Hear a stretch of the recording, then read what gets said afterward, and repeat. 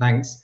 So I've never worked on, well, not really. I haven't worked in the lobby. I've done a bit of political journalism online, but so my take is going to be slightly different. I mean, what I'd say is that the media likes to think it's got a lot better in terms of racism, sexism, those kind of issues, and it probably has. I think you only had to look. The Guardian, my paper recently did a thing of kind of all the wrong steps it had taken in history, which included kind of supporting the Confederates during the American Civil War. But there were more recent things than that as well.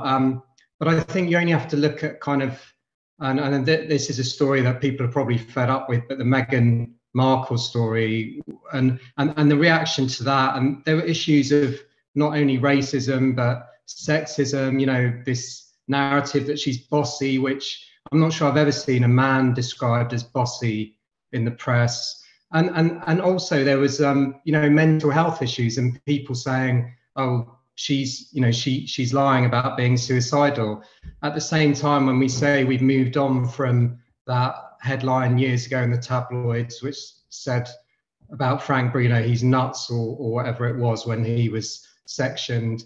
So we have moved on to some extent, but when there's the chance to get headlines, I think there is reversion to some aspects that are just not very nice. I mean, I think the reason I was asked to come on here was because after the Meghan Markle stuff, the Society of Editors came out and said, you know, there's no racism or bigotry in the British press.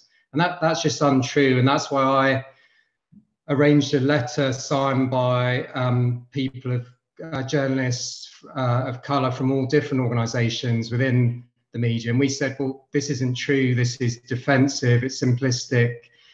And I think we as journalists, I don't view myself as a campaigning journalist. I'm not one of those journalists who's on social media all the time, but this was kind of a line in the sand for me when an organisation that purports to represent all of us is saying flat out there's no bigotry or journalism. I just felt something had to be done, and so I helped instigate that letter.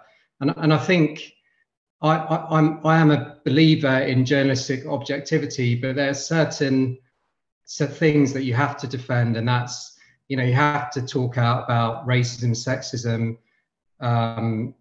homophobia. I think those are no-brainers that you do that, and that should not be interpreted as a kind of you not being objective.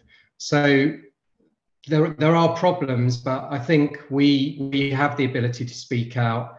And we should do, but I think it's also you know, a lot of the decisions about headlines, about content are not made at my pay grade, they're made higher. So it's important that the people there are also aware of these issues and thinking about them. And I really think diversity is important there, because I think, like it or not, when you come from a community that or gender that feels marginalized, you are more aware of those issues, and that's why people sometimes think, oh, diversity, why do people bang on about it? But that's the importance of it, and we are seeing some change at lower levels, but I think and schemes to get people in at lower levels, but I think it's really important to have that higher up as well.